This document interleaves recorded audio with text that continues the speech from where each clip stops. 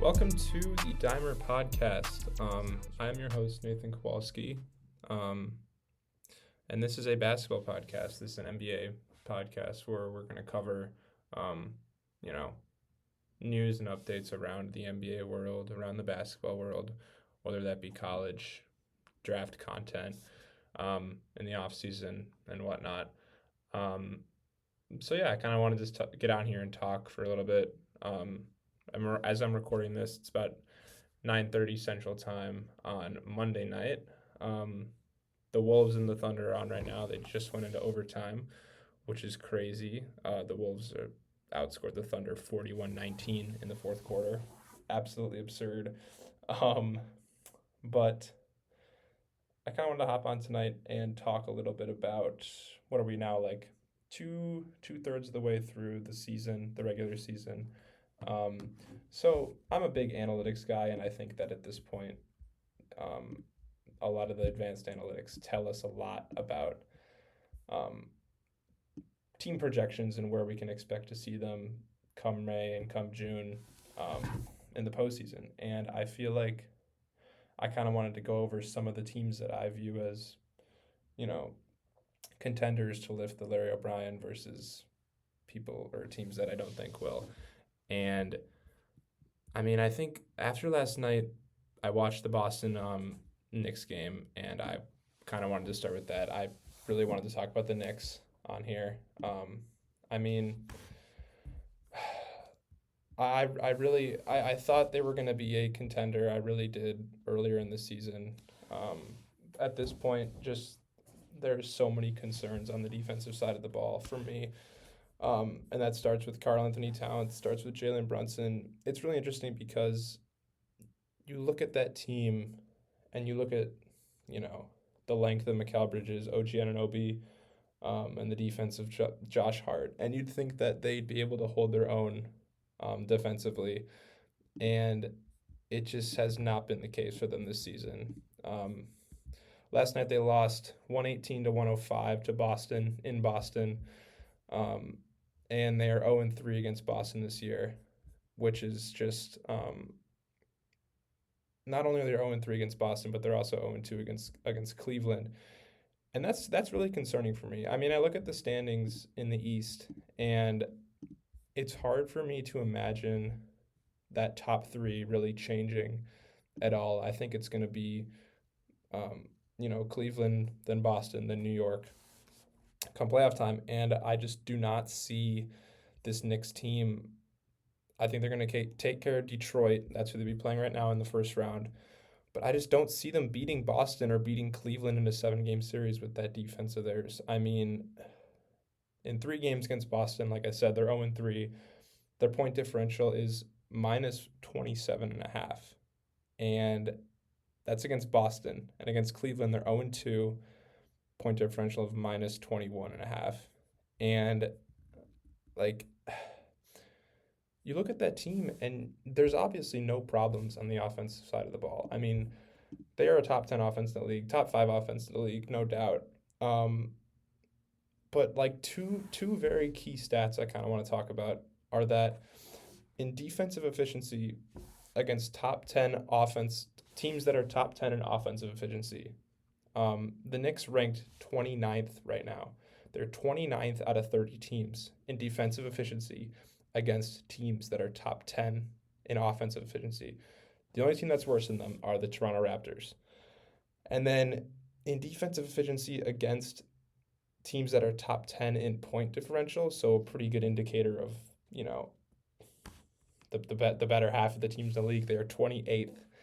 And those two stats just really make me concerned about how this team can defend, the depth of Boston and the depth of Cleveland in the postseason. And I just don't see any way that this Knicks team they can get past either of those teams. I think they're still a couple pieces away. People like to talk about, if Mitchell Robinson was healthy, I think that would help a little bit because Cat is their only big, or I guess they have Precious, but their only viable big on the offensive side of the ball. And but just throwing Mitchell Robinson in there is not going to solve their problems against these upper echelon teams. I think they're also like 0-2 or 0-3 against the Thunder, which is also concerning because I don't really take that into consideration too much because I don't even see them making the finals, playing the Thunder in the postseason. Um, but yeah, man, it's tough. Like I think um, I just don't see them doing much. I think what they really lack, like Brunson is a liability on defense. Like Miles McBride, they're just too small on the perimeter, and they can't defend the three. Obviously can't defend much inside. So it's just like I don't I don't I don't believe in the Knicks anymore. I'm sorry, Knicks fans, but I just don't believe in the Knicks anymore. Um, and another team I wanted to talk a little bit about were the Grizzlies. That's another team that I can't really say confidently would be a um, contender in in the West. I feel like right now they sit at 3. The Nuggets beat the Pacers tonight, so they just jumped them for the 2 seed. Um, I just think I mean, not even the inexperience of Memphis, although they are very inexperienced. I would say they play a lot of rookies. They play a lot of young guys. Um, but it's just like they don't. I'm concerned that they don't have one guy that if you're going to contend in the NBA, if you're going to win a finals, if you're going to win your conference, you need to have a guy down the stretch that you can go to. And Ja Morant right now is not that guy. Jaren Jackson Jr. is not going to be that guy. Um, so I'm a little bit concerned for them in terms of that. And I just look at the West and I look at teams like the Lakers, I mean the Nuggets, the Thunder, obviously. Like there's nothing really about the Grizzlies that make me look at that and make me say like this team is going to be good. I just can't really get behind um, Memphis right now. Although then they're also kind of it's an interesting team in the sense that like they play so many guys, or they're able to play so many guys. So it kind of concerns me a little. Like, who are going to be your guys come postseason? And like I know they've been able to play well despite all the injuries they've had, but that's just a team that I think is still like, this is obviously not like something that could happen overnight, but like I think they would really benefit from, like, I think Kevin Durant would fit like a glove in Memphis. I think he'd be perfect there. I think um they need one more guy, and you have so many assets. They have so many assets to go get one more guy. And even though like Kevin Durant or not or whoever, I'm a little bit shocked that they kind of just stayed at home for the trade deadline and made no real significant moves. I don't know if they made any moves at all, actually. I'll do a little research on that, but they made no moves that um, made me say like this team this team this team will be contending in the postseason. Besides, they moved Marcus Smart and Jake LaRavia, but like again, they're missing that one guy that they can go to and get a bucket. And I think they could have really benefited from a Jimmy Butler trade or a Kevin Durant trade or something like that. But obviously, like, what team wouldn't, you know? Um, but yeah, those are like the Knicks and the Grizzlies are my two kind of teams that are both top 3 in their conference. And there's nothing there that really gets me excited to, you know, pick them in my bracket or pick them above the upper echelon of teams in those conferences. Um, and I have my contenders list here. I mean, obviously, there's the Thunder, the Celtics, and the Cavs. I mean, those 3 teams, you'll hear it anywhere you get your basketball information. Like, those are the 3 teams right now. Like, the just the absolute sheer dominance of the Thunder. Um, as I say that, they're about to lose to those Wolves in overtime after blowing a 25-point lead, which is a little bit concerning. But it's just like there's not a whole lot to be said about the Thunder that hasn't been said already in terms of like just their absolute dominance, their sheer dominance. Like by far and away the best defensive team in the league, one of the best offensive teams in the league, best point differential in the league.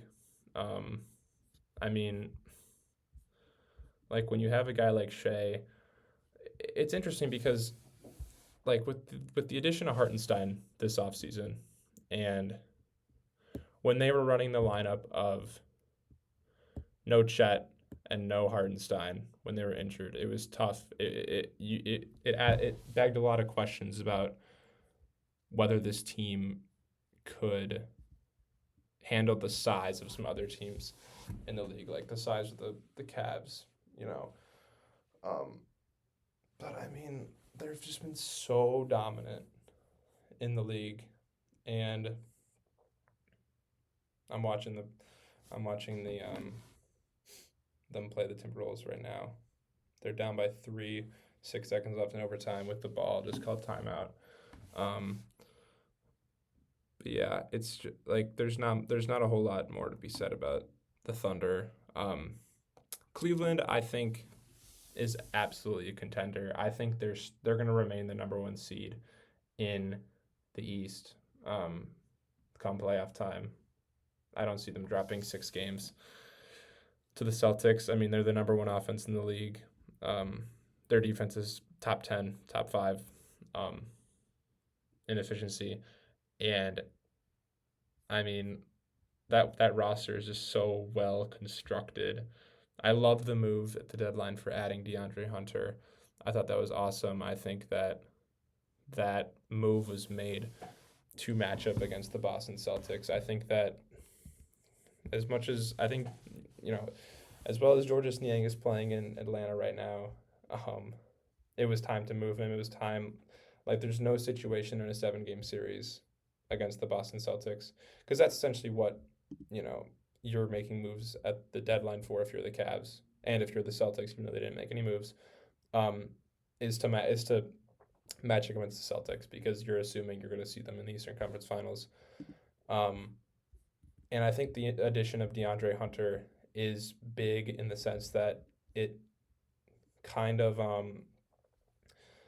it just helps them match up so much better. Like you're not gonna have a I hate to call Georges Niang a liability, but against that Celtics team, he kind of is, and you don't really want to see him on the floor in a 7-game series. But DeAndre Hunter can hit the three, he can hit shots, play very good defense against whoever. So I think that addition will be great for the Cleveland. And the two guys in the front court, Mobley and Jarrett Allen, have been playing great. Mobley, it's interesting because now, obviously, we hate to see injury, and we hate to see Wembanyama go down with injury with his blood clot. Get well soon, Victor Wembanyama. But, I mean, Evan Mobley he's very well in the race now for Defensive Player of the Year, and even an All-NBA third team, perhaps, dare I say. I think that I think like that front court got a lot. There's a lot of questions. I just remember there being a lot of questioning around having a front court of 2 7-footers a couple of years ago, a couple of summers ago, and it's just worked out perfectly for Cleveland. And, you know, credit that to the front office, credit that to Kenny Atkinson. He's been amazing for them. It's interesting because there haven't really been any significant moves from the roster last year when JB Bickerstaff was the coach. It's essentially the same team. So credit to Atkinson, credit to that front roster. Obviously, guys like Dean Wade, Sam Merrill, Isaac Okoro, those guys have been stepping up big time. And obviously Darius Garland, Donovan Mitchell have been playing their butts off. I think that it's interesting because the only real question I would have with the Cavaliers is how do teams attack Darius Garland in the postseason? Like, how will the Celtics attack Garland? Like, he's a liability on defense, obviously, with his size, and Um, I just think I again think that's another reason why they added DeAndre Hunter, but I think it'll be interesting to see how teams kind of try to exploit him, and if the Cavs can kind of counter that or keep up with it um, against a team like the Celtics. Um, and then finally, the Boston Celtics. They're 6 games back of the 1 seed right now in the East. They're 41-16. Um, but in my opinion, they are still the favorite. They should still be the favorites to win the title this year. I think they're gonna make it out of the East. I think right now you can't really take away from the fact that they're the defending champs. And I just look at that team and it's like kind of similar to the Thunder in the sense that they've just been so dominant that nothing can really tell me otherwise. I mean, they're top 5 in both offense and defense efficiency, and excuse me, like there's just you can't really take away from that. And I think that they have the best constructed roster in the league right now, the deepest roster in the league right now. When you think about the contributions they get from Peyton Pritchard off the bench, who is a 6 man of the year contender. Luke Cornett has been absolutely awesome this year. Al Horford is seemingly a timeless player. Like, he's been awesome this year. And obviously it's a roster constructed of guys who have been there before and who've won that before. And I there's just not a team I can see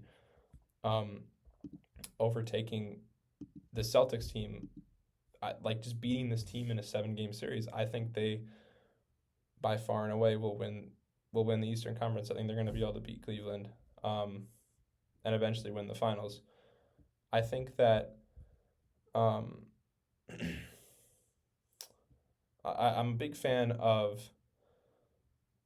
teams that I look at a team like Denver, who we're going to get to later, who doesn't hit or doesn't take or make a lot of 3-pointers, which is a little bit of concern to me. And Boston is a team that they do both of that. I mean, they take, I want to say, the most 3-pointers in the league, but they also hit, I want to say, the most 3-pointers in the league.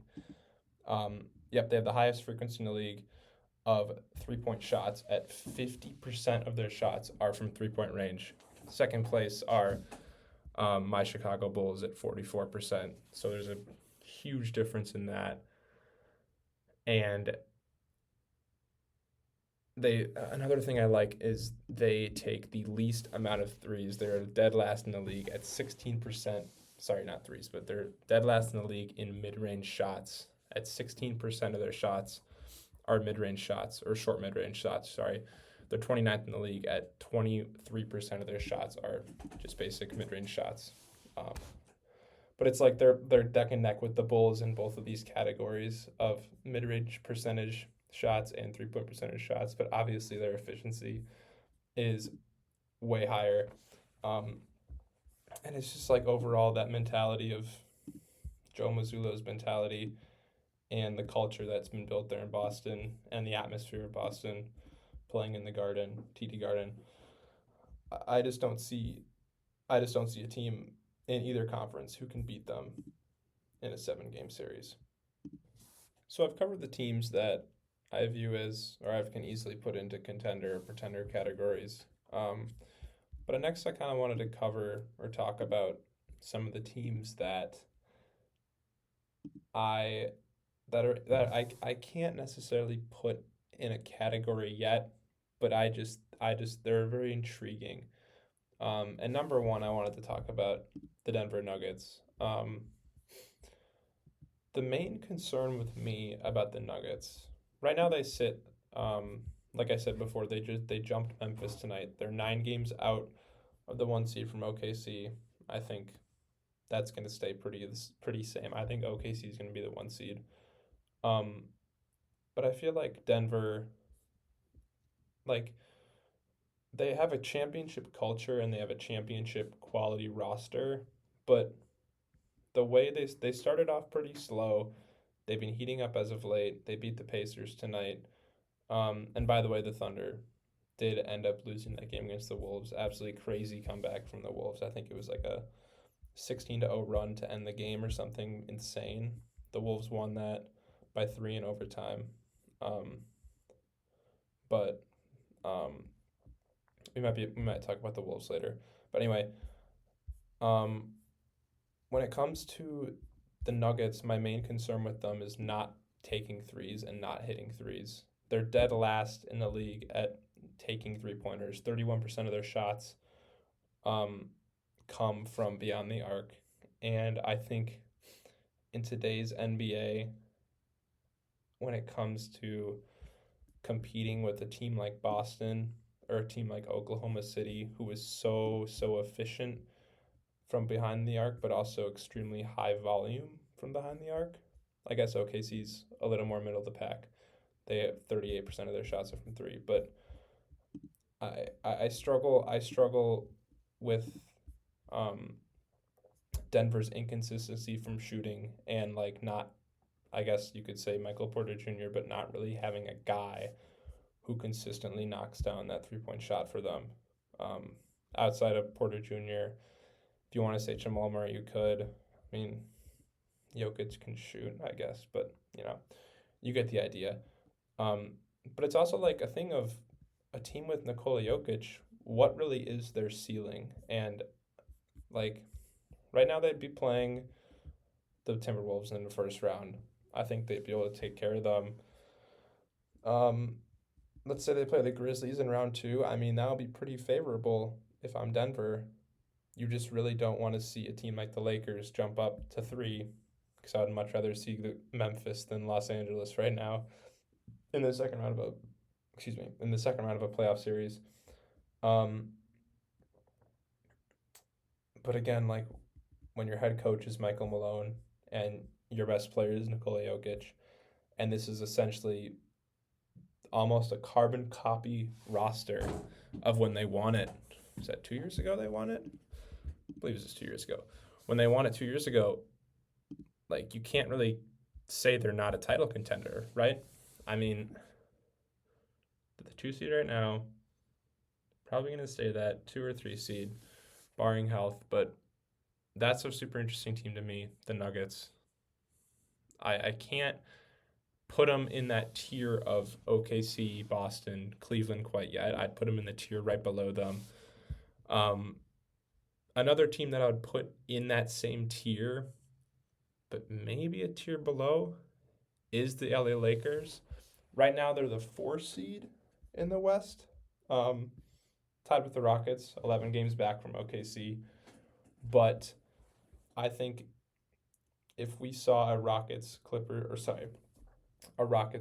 series, 7-game series today, I would have no issue taking the Lakers in that.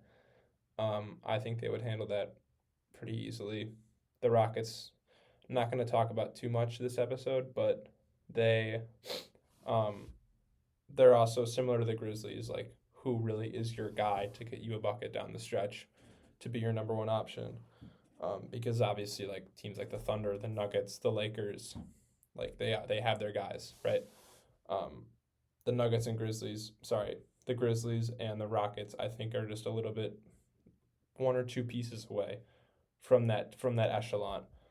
But for the Lakers' sake, I mean, obviously getting Luka Doncic. I'm not going to talk too much about that trade because, like, you guys know my opinion on that trade. It was absolutely ridiculous. But nonetheless, having Luka Doncic, having LeBron James, in my opinion, there's no ceiling to that team. There's no ceiling to a LeBron James and Luka Doncic team. Like right now, I'd said they beat the Rockets in the first round of the playoffs. Likely would play the Thunder in the second round. I couldn't be mad at you as picking the Lakers to beat the Thunder in that series. I really couldn't. I mean, I personally would take the Lakers, but like again, what is the ceiling of a Luka and LeBron led team? And I would answer that with there is none. Like this team could lose in the first round, or they could win it all. I mean, it's that simple.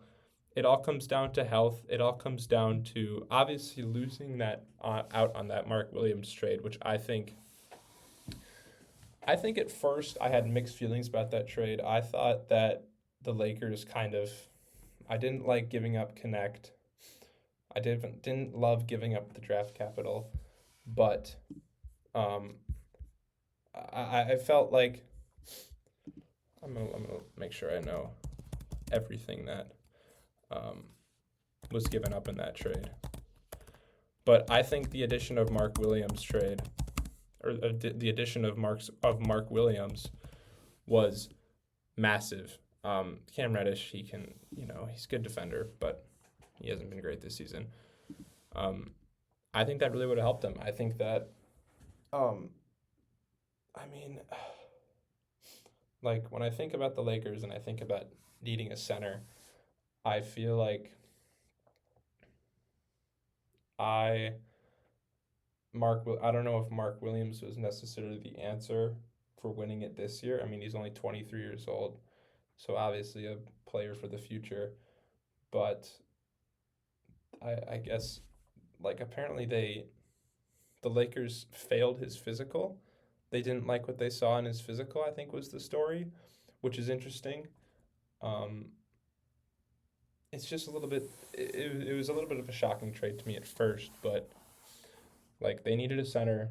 Mark Williams was a big get for them. I kind of would have liked to see them go after maybe like a Valanciunas type center. I think that would have been good for them. I think they would have been able to keep Connect in that trade.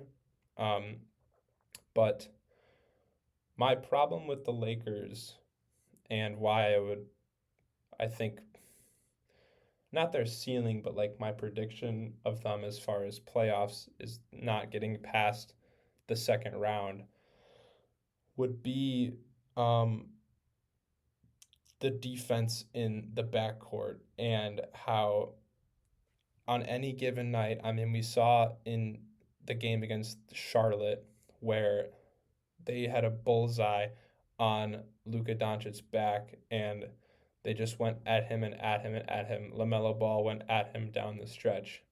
And every night there's going to be a bullseye on Luka and there's going to be a bullseye on Austin Reeves because they are two huge liabilities on the defensive side of the ball. And I mean, obviously, you will take that with the greatness of Luka, but it's just a little bit tough to see them, defending a team like the Thunder or even a team like the Nuggets in a 7-game series and being able to just rely on LeBron and Luka, or I guess LeBron on the defensive side of the ball, and like Jackson Hayes, Jackson Hayes. Anyway, that's that. But that would be my big question for the Lakers. I think it's just their size and their athleticism on the perimeter, especially after losing Cam Reddish. I mean, Cam Reddish, don't get me wrong, was nothing too crazy special, but I mean, he provided length. Like that's what they really need. I guess like they have Dorian Finney-Smith and Jackson Hayes are really their bigs. Like Rui's big, but like they just lack length on the in the backcourt. Lastly, I wanted to briefly cover the Western Conference play-in situation because I think in what are we going on? The fourth year of the play-in? I think it's the fourth year of the play-in. This is really one of the most intriguing races I've seen. You start with the Clippers, who are at 6. They're out of it right now. But then Timberwolves, Mavericks, and Warriors. And then I guess the Kings. But those 6 through 9 teams are all decided by one game. And right now with how things are going, the Mavericks, I mean, I could talk about the Luka trade. But, I mean, really, if you not even if you're a big basketball fan, like if you're a sports fan, you know about the trade and you know how moronic of a trade it was on the Mavericks' part. And on top of that, the fact that Anthony Davis is now out for a little under a month, maybe now at this point. I do want to give my props to Max Christie though. He's been playing absolutely incredible for them. He's been everything they could ask for. And I know that Laker Nation is extremely supportive of that. I mean, they got Luka Doncic, so they can't be mad at it. But that team, the Mavericks, when fully healthy, I think that. I mean, I'm gonna predict them to probably slide down to the 9 slot. Um, with the way that the Warriors are playing right now. I mean, this Mavericks team, when fully healthy, is very scary to me. It's honestly might be one of the best rosters in basketball. When you have Lively, Gafford, AD all healthy, and one of the deepest teams in basketball, to be honest with you.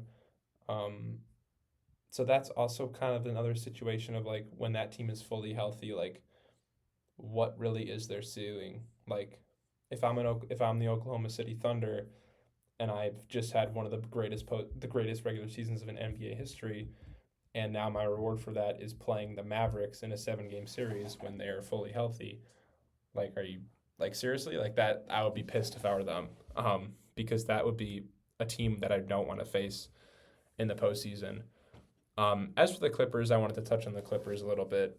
Um, that's a team that I was super high on at kind of the midpoint of the season or a little bit before when I just saw their dominance on the defensive side of the ball. I mean, outside of the Thunder, they are probably the best defensive team in the league. Um, Maybe also the Clippers, or not Clippers, sorry, Thunder or the Magic could also be up there, but they are one of the top 3 defensive teams in the league right now. Which I think you can attribute that to players like Darius Jones Jr. and players like Chris Dunn, sort of buying into that defensive culture. Amir Coffey's been solid. Norman Powell's having a breakout season. He didn't play tonight against they played the Pistons tonight. They're in Detroit. Pistons won that game. But again, my big concern with them is on the offensive side of the ball and their inability to score.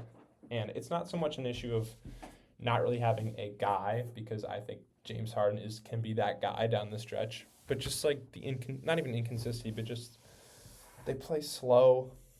It's the offense is nothing special. Excuse me. It's not even like a middle of the pack thing. It's a kind of bottom third offense in the league right now. I believe they rank 20th right now. No, sorry, 23rd in offensive efficiency, um, which is just not going to get it done in the postseason. I mean, I don't see them beating a Grizzlies team or a Lakers team in the first round of a playoff series. Obviously, not the Thunder or the Nuggets, but I always thought that team was interesting. Like when fully healthy, with the way Norman Powell is playing, James Harden, Kawhi Leonard, Zubac, like there really is something there in my opinion. But obviously, Kawhi can't stay on the court. But I've kind of faded away from the Clippers just because, like, in this year, in this day and age, like you have to score to win basketball games. Like the phrase defense wins championships is pretty much dead in my opinion. Um, I mean, obviously the teams that win championships and go far in playoff series have top 10, top 15 off defenses, but it's their offense that gets them there. It's their 3-point shooting that gets them there. And that's just the reality of the league in 2025. We could talk a little bit about the Timberwolves.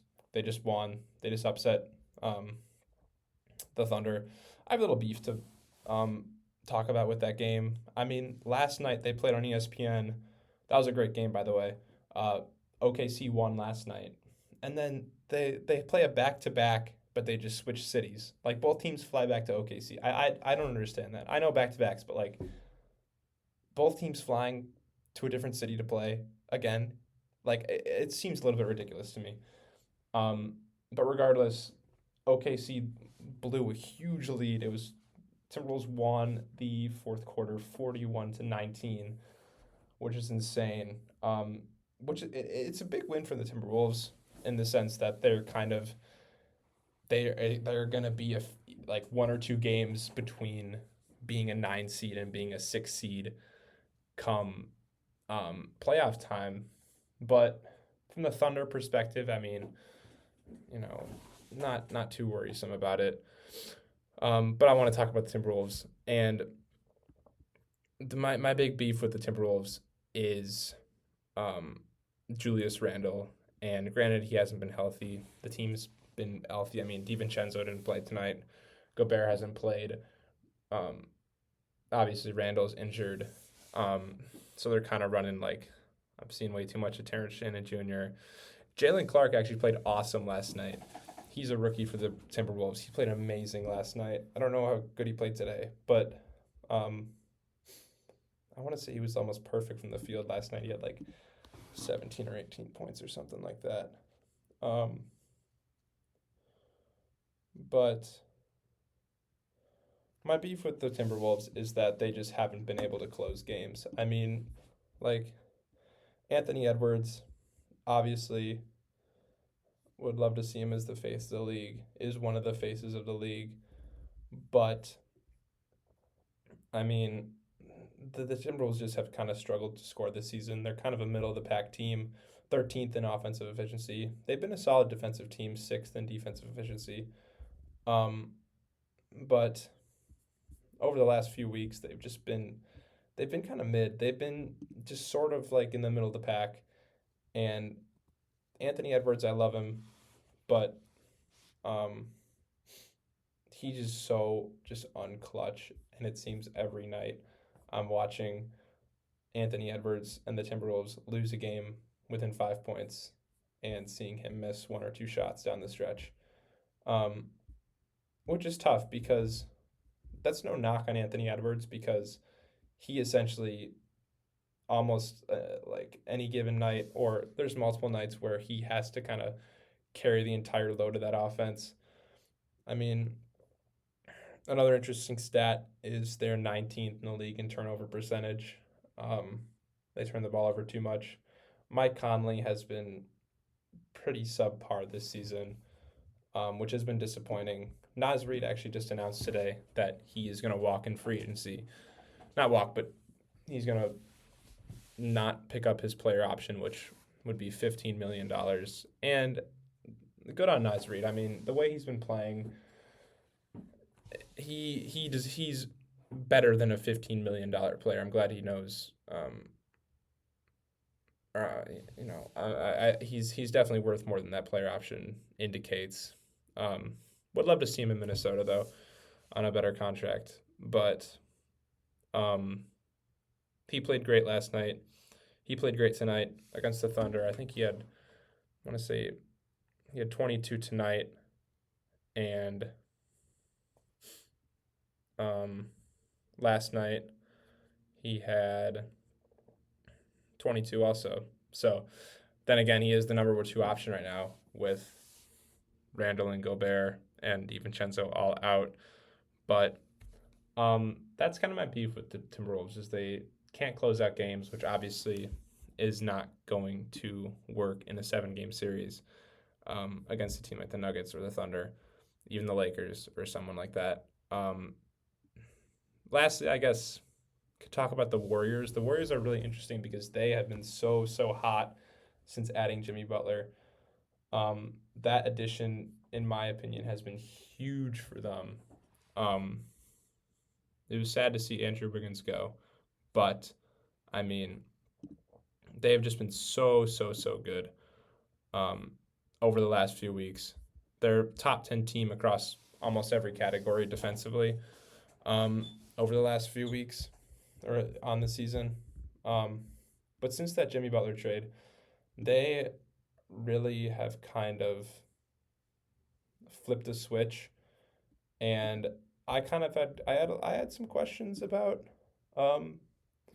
that efficiency and how that would work. I mean, they're 7th in offensive efficiency and 6th in defensive efficiency. over the last 2 weeks. Just awesome. They've kind of been middle of the pack across those categories over the course of the full season.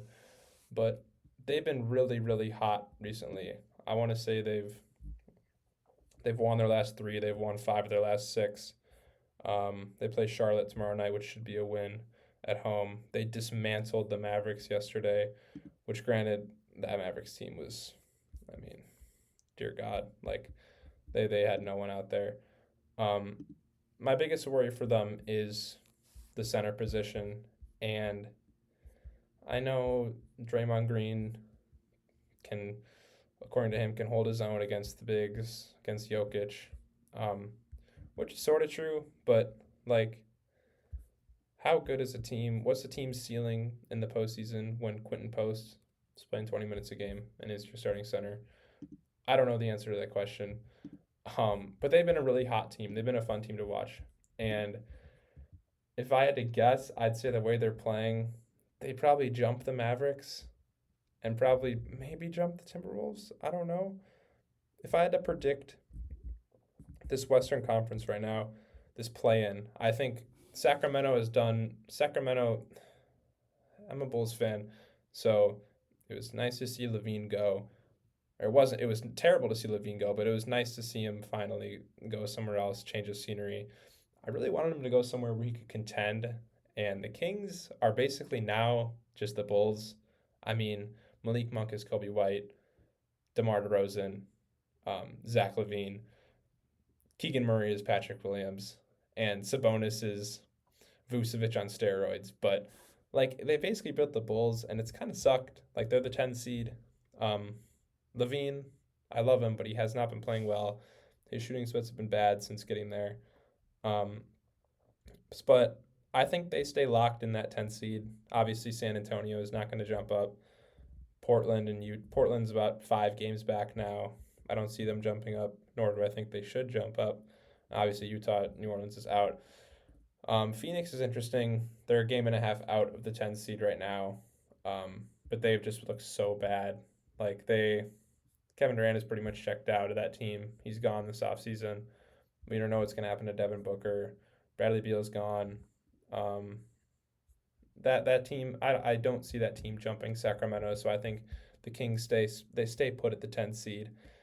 I think the Mavericks, I mean, I think they're going to continue to slide. Like, they've been playing some good basketball. They've won 5 of their last 7, 3 of the last 4, before getting killed by the Warriors last night. But that, I think they're probably going to slide just because they're not going to have AD for a while. They're not going to have those bigs for a while. And I think the way the Warriors are playing, they're going to jump them, get up to 8. Minnesota, I think will stay put there at 7. I think the Clippers will stay put at 6. Neither of those teams really have much that get me excited, besides Anthony Edwards, of course. But I guess that could be interchangeable. But yeah, man, I mean, that pretty much wraps up episode 1. I kind of just wanted to get on here. Kind of want to build something fun with this whole podcast. As I'm recording, the Kings are playing the Hornets right now. Kings are up by 20. And I just got done talking about how bad Zach LaVine has been in his Kings era. And in 18 minutes, he has 22 points on 8 of 9 shooting, 4 for 4 from 3. So that's awesome to see from Zach LaVine. I'm really happy he's playing that well. Granted, it's against the Hornets, but Blazers are also playing the Jazz. Blazers are up 6 right now. But we don't really care about that game. So, I mean, yeah, bro. But thanks for listening, guys. Expect to hear from me every Tuesday and Friday. Would love it if you guys went and followed on Instagram, TikTok, Twitter, YouTube, all that stuff. But yeah, thanks for listening to the Dimer Pod, and I'll see you next time. Soundstripe.